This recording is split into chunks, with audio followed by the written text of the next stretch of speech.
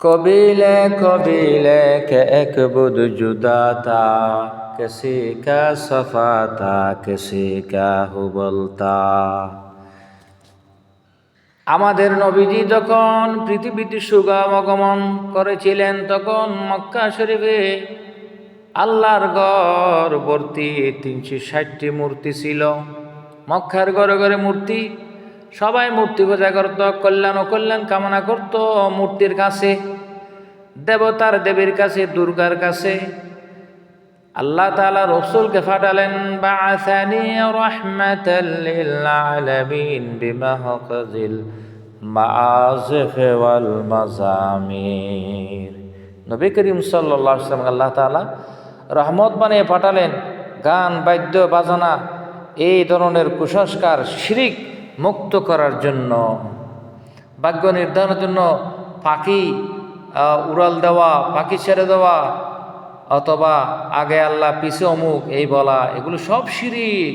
লা আদাওয়া ওয়ালা তিয়ারতা ওয়ালা হামাতা ওয়ালা সাফারা।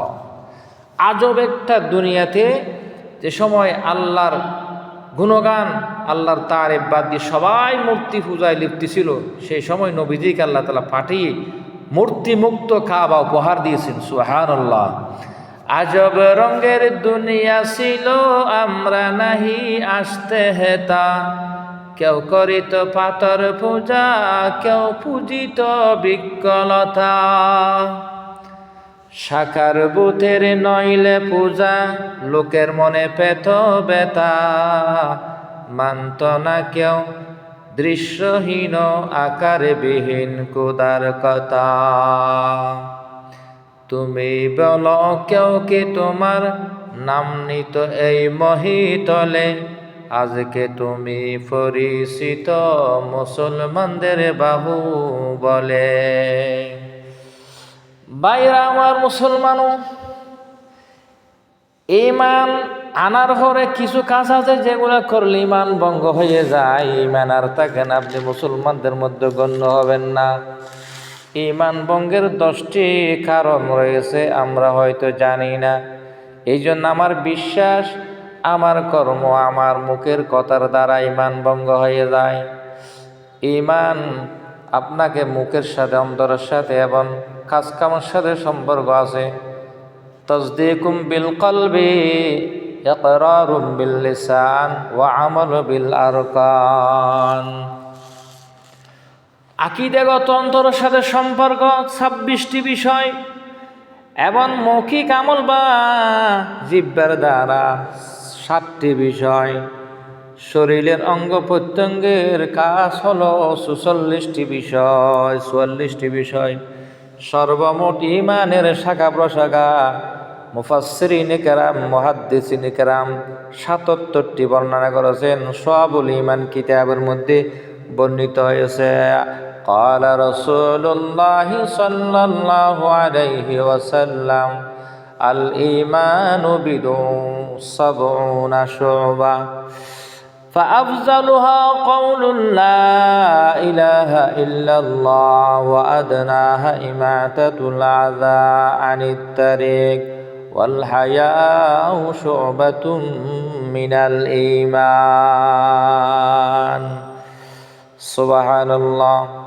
জিহ্বার সাথে 7টি বিষয় সম্পর্ক। 1 নম্বর হলো কালিমা মুখে স্বীকার করা, 2 নম্বর হলো কোরআন তেলাওয়াত করা, 3 নম্বর হলো দ্বীনি জ্ঞান অর্জন করা, 4 নম্বর হলো সেই জ্ঞান অন্যকে জানানো, প্রচার করা, 5 নম্বর হলো দোয়া করা, 6 নম্বর হলো আল্লাহ জিকির করা, আল্লাহকে স্মরণ করা, 7 নম্বর হলো মিথ্যা গীবত, অশ্লীল কথাবার্তা এবং শপথ ভঙ্গ থেকে বিরত থাকা। ইকরারুম বিল লিসান, তাসদীকুম বিল কলবি ওয়া আমালু বিল আরকান। যে ঈমান আমরা এনেছি আল্লাহর উপরে, সেই ঈমান কিভাবে ভঙ্গ হয় আমাদেরকে জানতে হবে। ঈমান ভঙ্গের সর্বমোট কারণ হলো 10টি। 1 নম্বর কারণ হলো আল্লাহর সাথে কাউকে শরীক করা, অন্যকে শরীক করা।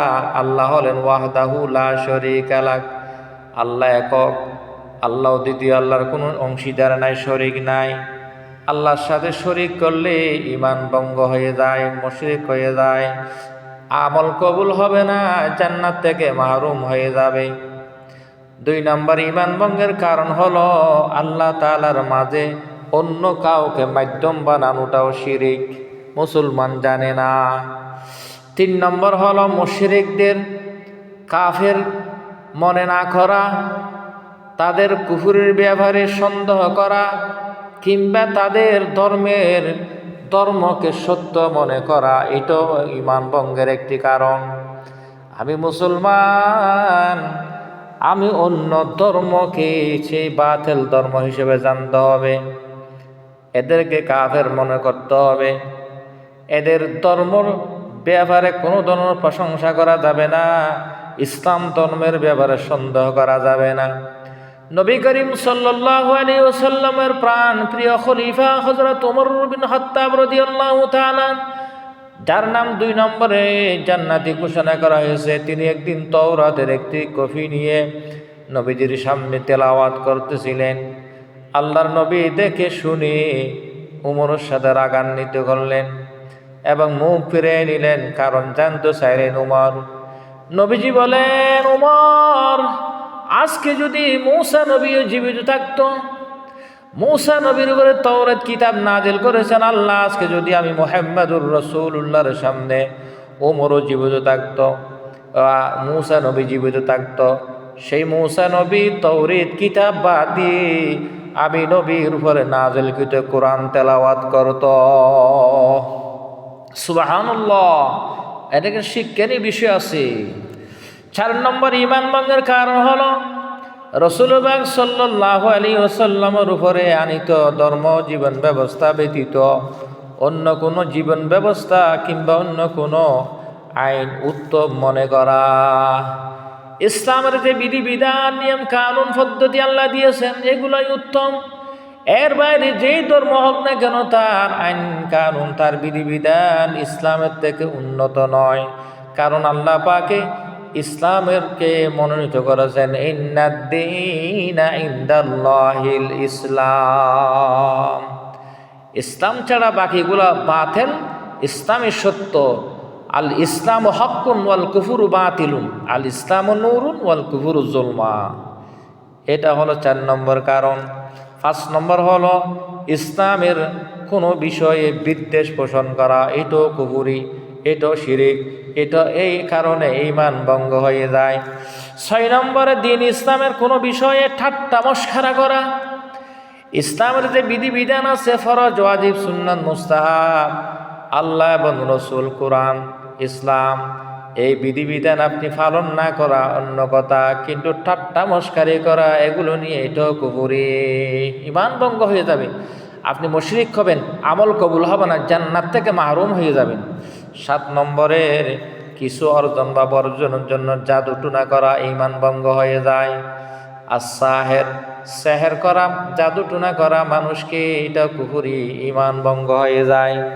8 নম্বরে মুসলমান উম্মার বিরুদ্ধে, উম্মতে মুহাম্মাদের বিরুদ্ধে মুশরিক, মুরতাদ এবং মুনাফিকদের সাহায্য করা, সহযোগিতা করা, মুসলমানদের তথ্য নিয়ে অমুসলমানের কাছে ফাসার করা। বর্তমান যুগে দেখা যায় অনেক রাজনৈতিক নেতৃবৃন্দ মুসলমানের তথ্য ইহুদিদের কাছে, খ্রিস্টানের কাছে ফাসার করে, হিন্দুর কাছে ফাসার করে। যত বড় আলেম হোক, টাকার বিনিময় সেই যদি গুপ্তচর করে, মুসলমানের ঐক্য বিনষ্ট করে, মুসলমানের তথ্য ফাসার করে মুরতাদের কাছে, মুনাফের কাছে, সেও মুশরিক হয়ে যাবে, বেঈমান হয়ে, তার ঈমান থাকবে না, আমল কবুল হবে না। অনেক রাজনৈতিক নেতৃবৃন্দ এখন দেখা যায় সকালে ঘর থেকে বের হয়ে ইসলামের বিভিন্ন বিষয়ে কথা বলে, এই কারণ তার ঈমান ভঙ্গ হয়েছে, মুশরিক হিসাবে গণ্যতা সেই কিন্তু জানে না। 9 নম্বরে কাউকে শরীয়তে মুহাম্মাদির ঊর্ধ্বে মনে করা ঈমান ভঙ্গের অন্যতম একটি কারণ। 10 নম্বর হলো আল্লাহ তাআলার মনোনীত ইসলাম ধর্ম থেকে মুখ ফিরিয়ে নেওয়া, এটাও কুফরি। এই 10টি কারণে ঈমান ভঙ্গ হয়ে যায়। ঈমান ভঙ্গ হয়ে গেলে পুনরায় ঈমান আনতে হবে। আল্লাহর হাবিব ইরশাদ করেছেন, ক্বালা রাসূলুল্লাহ সাল্লাল্লাহু আলাইহি ওয়াসাল্লাম, জাদ্দিদু ঈমানাকুম। কিলা ইয়া রাসূলাল্লাহ ওয়া কাইফা নুজাদ্দিদু ঈমানানা? ক্বালা কুলু লা ইলাহা ইল্লাল্লাহ। মুস্তাদরাক হাকিম, মুসনাদ আহমদের হাদিস। আল্লাহ রসুল বলেছেন, তোমরা ঈমান নবায়ন করো। সাহাবায়ে কেরাম বলল, কিভাবে ঈমান নবায়ন করবে ইয়া রাসূলুল্লাহ? আল্লাহর হাবিব বললেন, তোমরা লা ইলাহা ইল্লাল্লাহ এটা পুনরায় পাঠ করো, ঈমান নবায়ন করো। ঈমান আনো, কালিমা আবার পরে তওবা করে ফিরে আসো। আসুন আমরা ঈমান কি কারণে ভঙ্গ হয়ে যায় জেনে শুনে আমরা এই কথার থেকে বিরত থাকতে হবে, এই বিশ্বাস থেকে বিরত থাকতে হবে, এই কাজ থেকে বিরত থাকতে হবে। মুসলমান সমাজে রন্ধরে রন্ধরে শিরিকি আমল, শিরিকি কথাবার্তা, শিরিকি বিশ্বাস পৌঁছে গেছে, নাউজুবিল্লাহ। ও মুসলমান, নবী করিম সাল্লাল্লাহু আলাইহি ওয়াসাল্লাম শিরিক মুক্ত করার জন্য কত কষ্ট করেছেন আপনি জানেন নাকি? সাহাবায়ে কেরাম জীবন দিয়েছেন, শাহাদাত বরণ করেছেন শিরিক থেকে তাওহীদের দিকে, রাসালাতের দিকে মানুষকে ফিরানোর জন্য। আপনি আর আমি এভাবে শিরিকে লিপ্ত হয়ে কাল কিয়ামতের ময়দানে আল্লাহর নবী যদি সাহাবায়ে কেরাম আমাদের বিরুদ্ধে মামলা করে, আমরা কি জবাব দেব? কি জবাব দেব? ইয়া রব দিল মুসলিম কো জিন্দা তমন্না দে, जो कल्ब को गरमा दे, जो रोह को तड़पा दे। आई कौम मुसलमान खबरदार खबरदार, आई कौम मुसलमान खबरदार खबरदार, ये वक्त न गफलत का है होशियार होशियार, ये वक्त न गफलत का है होशियार होशियार। ও মুসলমান ভাই বন্ধু, আমার নবী, আপনার নবী রহমতুল্লিল আলামিন আল্লাহ তাআলা কি সুন্দর বিধিবিধান দিয়ে আমাদের কাছে পাঠিয়েছেন জানেন নাকি? ইসলামের সৌন্দর্য আপনি তুলে ধরতে পারবেন ও মুসলমানদের কাছে। ও মুসলমানদের উপাসনা গিয়ে তাদের পূজা করতে পারবেন না। রোজা এবং পূজা একসাথে সমান, এই কথা বলতে পারবেন না। মানে পূজার চেয়ে দুর্গা পূজা ভালো, একথা বলতে পারবেন না। ইব্রাহিম খলিল মুক্তির বিরুদ্ধে কত যুদ্ধ করেছেন, দেশ থেকে বিতাড়িত করা হয়েছে, ত্যায্য পুত্র করা হয়েছে, সব কিছু ছেড়ে দিয়েছেন। ইব্রাহিম নবী আল্লাহর রাস্তা বিশ্বাস ঈমান ছেড়ে দেন নাই। আকে লুতফে হেশেরা এজহার কর, বা খলিলস নারেরা গুলজার কর। নমরুদ প্রশাসন নিজেকে রব দাবি করেছে। সোয়ে ও খসমে কে তীরান্দা হতা, পশ্চায়ে কারস কেফায়ত সাহতা। আল্লাহর দিকে তীর নিক্ষেপ করে আল্লাহকে মেরে ফেলেছে ঘোষণা দিয়েছে এই জালেম। আল্লাহ তাআলা ল্যাংড়া মশা দিয়ে নমরুদের মৃত্যু নিশ্চিত করেছেন। সুবহানাল্লাহ। আল্লাহর হাবিবের আদর্শ চরিত্র কত সুন্দর, কথা সুন্দর। এগুলো একটু জেনে নিই, আমল করি, তাহলে মুসলমানদের কাছে এগুলো তুলে ধরা সহজ হবে। নবীজি কেমন ছিলেন আপনি জানেননি? খলক মে ইনসানতা লেকিন খলক মে কুরআনতা, ও কসরতা পা জমালে সূরায়ে রহমানতা। चाले तक मोजज़ा नमाती आमना की लाल की, हर कौम हर सांस एक मेराज का उन्वान था। मेज़बानी के लिए किस रुख से झुकते आसमां, वो ज़मी पर था फ़क़त अल्लाह का मेहमान था। যে দল হোক, যে ব্যক্তি হোক, যত বড় নেতা হোক, সে যদি গায়রুল্লাহর কাছে প্রণাম করে, গায়রুল্লাহর ধর্মকে ভালোবাসে, পূজা করে এবং প্রণাম দেয় ভোটের আশায়, ক্ষমতার আশায়, সে যত বড় নেতা হোক, যে দলের হোক না কেন, সেই মুশরিক, তার ঈমান নাই, তার আমল কবুল হবে না, সেই জান্নাত তার জন্য হারাম যদি তওবা করে ফিরে না আসে। আল্লাহ কবুল করো।